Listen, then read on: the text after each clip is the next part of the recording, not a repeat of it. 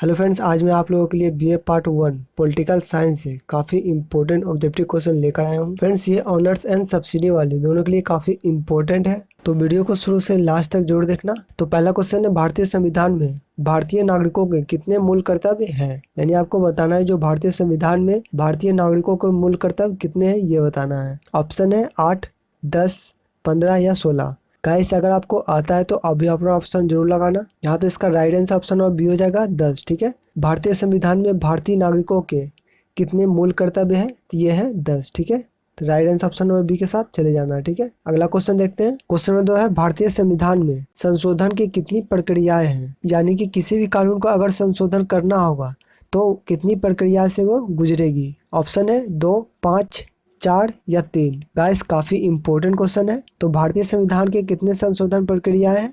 तो ये है 3। ठीक है, कौन कौन है? पहला है लोकसभा, दूसरा है राज्यसभा और तीसरा राष्ट्रपति। ठीक है, अगर लोकसभा में पास होता है, राज्यसभा में पास होता है, तो उसके बाद राष्ट्रपति को सिग्नेचर करना है, उसके बाद ही वो कानून बनेगा। अगला क्वेश्चन देखते हैं। क्वेश्चन नंबर 3 है, राजनीति का प्रारंभ और अंत राज्य से ही होता है, यह युक्ति किससे संबंधित है? यानी आपको बताना है जो राजनीति का प्रारंभ और अंत राज्य से ही होता है वह किससे संबंधित है? आपका ऑप्शन है राजनीतिक परिभाषा से, आर्थिक परिभाषा से, दार्शनिक परिभाषा से या सामाजिक परिभाषा से। तो गाइस, यहाँ पे इसका right answer option number A हो जाएगा, राजनीतिक परिभाषा से। ठीक है, तो right answer option number A के साथ चले जाना है। अगला क्वेश्चन देखते हैं। क्वेश्चन नंबर 4 है, राजनीतिक विज्ञान को विज्ञान क्यों कहा जाता है? यानी आपको बताना है जो राजनीतिक विज्ञान को विज्ञान कहा जाता है वह क्यों कहा जाता है? आपका ऑप्शन है क्योंकि यह समाज के विज्ञान से संबंधित है। ऑप्शन बी है क्योंकि यह प्राकृतिक विज्ञानों के निकट है। ऑप्शन सी है क्योंकि यह आधुनिक परिभाषा है। या ऑप्शन डी क्योंकि यह अध्ययन के वैज्ञानिक विधियों का प्रयोग करता है।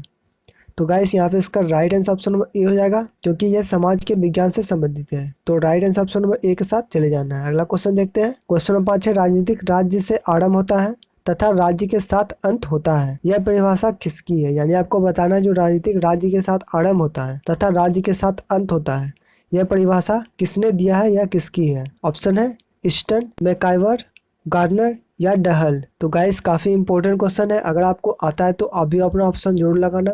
तो यहाँ पे इसका right answer option number C हो जाएगा, गार्डनर। ठीक है, राजनीतिक राज्य से आरंभ होता है तथा राज्य के साथ अंत होता है, यह परिभाषा किसकी है? तो यह है गार्डनर की। अगला क्वेश्चन देखते हैं। क्वेश्चन नंबर 6 है, सर्वजनात्मक पद्धति का सबसे अधिक प्रयोग किया है? यानी बताना है कि सर्वेक्षणात्मक पद्धति का सबसे अधिक जो प्रयोग किया है वह किसने किया है, ये बताना है। ऑप्शन है जेम्स वाइस ने, डाइमी ने, केल्सन ने या सताई लाइवर ने। तो गाइस, अगर आपको आता है तो अभी अपना ऑप्शन लगाना जरूर। तो यहाँ पे इसका right answer option number A हो जाएगा, जेम्स वाइस ने। ठीक है, सर्वेक्षणात्मक पद्धति का सबसे अधिक प्रयोग जेम्स वाइस ने किया है। ठीक है, नेक्स्ट क्वेश्चन है, फ्यूजियामा अपने इतिहास के अंत धारण में निम्न में से किससे प्रभावित हुआ था? ऑप्शन है मार्क्स से, पापर से, वेबर से या हीगल से। तो गाइस, इस तरह का क्वेश्चन एग्जाम में पूछा जाता है। ठीक है, तो इसे ध्यान रखना, किसने किया है? तो ये क्या है, हीगल ने। ठीक है, तो right answer option number D हो जाएगा। अगला क्वेश्चन देखते हैं। क्वेश्चन नंबर 8 है, भारत का संविधान किस वर्ष और किस तिथि को लागू हुआ था? यानी आपको बताना है जो भारत का संविधान किस वर्ष को लागू हुआ था और कौन सा तिथि था। ऑप्शन है 26 जनवरी 1947 को, ऑप्शन बी है 15 अगस्त 1950 को, ऑप्शन सी है 15 अगस्त 1947 को या ऑप्शन डी 26 जनवरी 1950। तो गाइस, इसमें काफ़ी लोग कंफ्यूज हो जाते हैं कि 15 अगस्त 1950 है या 26 जनवरी 1950। तो यहाँ पे इसका राइट आंसर है ऑप्शन नंबर डी। ठीक है, 26 जनवरी 1950 को संविधान लागू हुआ था। तो यहाँ पे इसका right answer option number D हो जाएगा, 26 जनवरी 1950 को भारतीय संविधान लागू हुआ था। क्वेश्चन नंबर 9 है, भारतीय नागरिकों के कुल मौलिक अधिकार की संख्या है? तो गाइस, इस तरह क्वेश्चन में काफी लोग कंफ्यूज हो जाते हैं। कहाँ पे कंफ्यूजन होता है? ये होता है कुल मौलिक अधिकारों में और कुल मौलिक कर्तव्यों में। ठीक है, मौलिक कर्तव्य इससे पहले मैं पूछ चुका हूँ क्वेश्चन नंबर 1 में, कितने हैं? तो ये है 10। ठीक है, और मौलिक अधिकार पूछा जा रहा है। ठीक है, आपका ऑप्शन है 5, 6, 7 या 8। तो गाइस, मौलिक अधिकार कितना है? तो ये है 8। ठीक है, मौलिक कर्तव्य कितना है? तो ये है 10। तो इसमें कंफ्यूज ना होना। ठीक है, तो अगला क्वेश्चन देखते हैं। क्वेश्चन नंबर 10 है, निर्वाचन आयोग का उल्लेख भारतीय संविधान के किस अनुच्छेद में किया गया है? यानी आपको बताना है जो निर्वाचन आयोग का उल्लेख किया गया है भारतीय संविधान में वह किस अनुच्छेद में किया गया है? 324, 224, 395 या 380। ये किया गया है 324 में। ठीक है, तो right answer option number A हो जाएगा। अगला क्वेश्चन देखते हैं। क्वेश्चन नंबर 11 है 42वां संविधान संशोधन किस वर्ष किया गया था। यानी कि आपको बताना है जो 42वां संविधान संशोधन हुआ था वह किस वर्ष हुआ था। ऑप्शन है 1976, 78, 90 या 82। तो गाइस काफी इंपॉर्टेंट क्वेश्चन है क्योंकि 42वां संविधान संशोधन कई बार रिपीट हो चुका है। ठीक है, तो ये हुआ था 1976 में। तो right answer option number A हो जाएगा। अगला क्वेश्चन है भारतीय संविधान अंगीकृत किया गया था। यानी आपको बताना है जो भारतीय संविधान अंगीकृत किया गया था वह कब किया गया था। ऑप्शन है 15 अगस्त 1947 को, 26 जनवरी 1951 को, 1 जनवरी 1949 को या इनमें से कोई नहीं। तो गाइस ये किया गया था 26 जनवरी 1951 को। भारतीय संविधान को अंगीकृत किया गया था 26 जनवरी 1951 को। ध्यान रखना। क्वेश्चन नंबर 13 है प्रधानमंत्री अपने पद पे बने रहते हैं। तो कैसे रहते हैं बने, ये रहते हैं लोकसभा के प्रस्ताव पर्यंत पे। ठीक है, प्रस्ताव पर्यंत का मतलब होता है बहुमत। ठीक है, लोकसभा के बहुमत पे प्रधानमंत्री अपने पद पे बने रह सकते हैं। ठीक है, क्वेश्चन नंबर 14 है राज्यसभा के सदस्य निर्वाचित होता है। यानी आपको बताएं जो राज्यसभा के सदस्य चुने जाते हैं वह कितने वर्षों के लिए चुने जाते हैं। ऑप्शन है 2 वर्षों के लिए, 3 वर्षों के लिए, 5 वर्षों के लिए या 6 वर्षों के लिए। लोकसभा के सदस्य 5 वर्षों के लिए चुने जाते हैं और राज्यसभा के 6 वर्षों के लिए। ठीक है, तो right answer option number D हो जाएगा। ठीक है, तो ध्यान रखना लोकसभा अगर पूछा जाए तो ये 5 वर्ष हो जाएगा। ठीक है, राज्यसभा 6 वर्ष। क्वेश्चन नंबर 15 है राज्य के राज्यपाल नियुक्त होते हैं। यानी आपको बताना है जो राज्य के राज्यपाल नियुक्त होते हैं वह कितने वर्षों के लिए होते हैं। 2 वर्ष, 4 वर्ष, 5 वर्ष या 6 वर्ष। तो यहाँ पे इसका right answer option number D हो जाएगा 6 वर्षों के लिए। राज्य के राज्यपाल नियुक्त होते हैं 6 वर्षों के लिए। तो right answer option number D के साथ चले जाना है। अगला क्वेश्चन देखते हैं। क्वेश्चन नंबर 16 है लोकसभा का कार्यकाल है। यानी आपको बताना जो लोकसभा का कार्यकाल होता है वह कितने वर्षों का होता है। मैंने पहले ही बता चुका हूँ 5 वर्षों का। तो right answer option number B हो जाएगा। Question number 17 Bharatiya Janata party कब बनाया गया था। यानी आपको बताना है जो बीजेपी का गठन हुआ था वह कब हुआ था। 1967 में, 1977 में, 88 में या 80 में। तो गाइस अगर आपको आता है तो कमेंट में ज़रूर बताना। यहाँ पे इसका right answer option number B हो जाएगा 1977 में। ठीक है, भारतीय जनता पार्टी का गठन 1977 में किया गया था। ठीक है, क्वेश्चन नंबर 18 है राष्ट्रपति राज्यसभा के कितने सदस्यों को मनोनीत कर सकता है। यानी आपको बताना है जो राष्ट्रपति है राज्यसभा में कितने सदस्यों को मनोनीत कर सकता है यानी चुन सकता है। 5, 6, 10 या 12।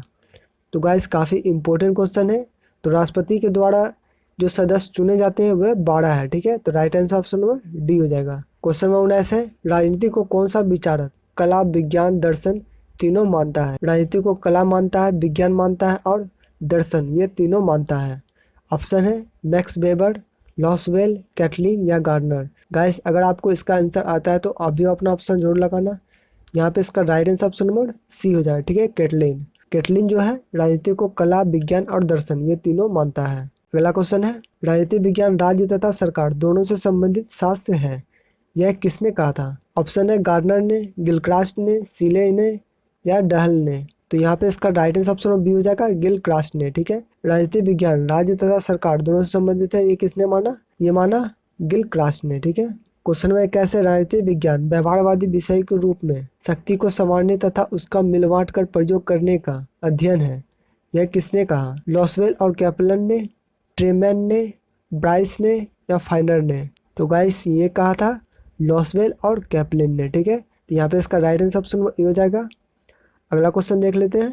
क्वेश्चन नंबर 22 है किस विचारक ने सबसे पहले विचारधारा शब्द का प्रयोग विचारों के विज्ञान के रूप में किया। रसेल ने, डेनियल बेल ने, ट्रेसी ने या कार्ल मैनहिल ने। तो यहाँ पे इसका राइट आंसर ऑप्शन सी हो जाएगा ट्रेसी ने। ठीक है, किस विचारक ने सबसे पहले विचारधारा शब्द का प्रयोग विचारों के विज्ञान के रूप में किया, तो ये किया ट्रेसी ने। क्वेश्चन नंबर 23 है किसने राजनीतिक शास्त्र को नीति शास्त्र से पृथक किया। यानी आपको बताना है जो राजनीतिक शास्त्र है वह नीति शास्त्र से किसने अलग किया। ऑप्शन है अरस्तु, मैकियावेली ने, गार्डनर या ब्राइस ने। तो यहाँ पे इसका राइट आंसर ऑप्शन बी हो जाएगा मैकियावेली ने। ठीक है, किसने राजनीतिक शास्त्र को नीति शास्त्र से अलग किया, तो ये किया मैकियावेली ने। तो राइट आंसर ऑप्शन बी के साथ चले जाना है। अगला क्वेश्चन देखते हैं। क्वेश्चन नंबर 24 है निम्नलिखित में से किसे राजनीतिक विज्ञान का जनक कहा जाता है। यानी आपको बताना है निम्नलिखित में से किसे राजनीतिक विज्ञान का जो जनक है वह कहा जाता है। ऑप्शन है कार्ल मार्क्स को, महात्मा गांधी को, प्लेटो को या अरस्तु को। तो राजनीतिक विज्ञान का जनक कहा जाता है अरस्तु को। ठीक है, तो राइट आंसर ऑप्शन डी हो जाएगा। और दोस्तों ये क्वेश्चन कई बार एग्जाम में आता है तो इसे आप ध्यान रखना। ठीक है, अगला क्वेश्चन देख लेते हैं। क्वेश्चन नंबर 25 है, राजनीतिक शास्त्र को सर्वोत्तम विज्ञान की संज्ञा किस विद्वान द्वारा प्रदान की गई। यानी कि राजनीतिक शास्त्र को सर्वोत्तम विज्ञान की जो संज्ञा दी गई वह किस विद्वान द्वारा दी गई। ऑप्शन है गार्डनर, सीले, लिकॉक या अरस्तु। तो ये दी गई अरस्तु द्वारा। ठीक है, तो right answer option number D हो जाएगा। तो गाइस आज के लिए इतना ही। उम्मीद है आपको वीडियो पसंद आया होगा। पसंद आया प्लीज वीडियो को लाइक कर देना, अपने दोस्तों के साथ शेयर कर देना और चैनल को सब्सक्राइब जरूर करना। तब तक के लिए अपना ख्याल रखना। जय हिंद, वंदे मातरम।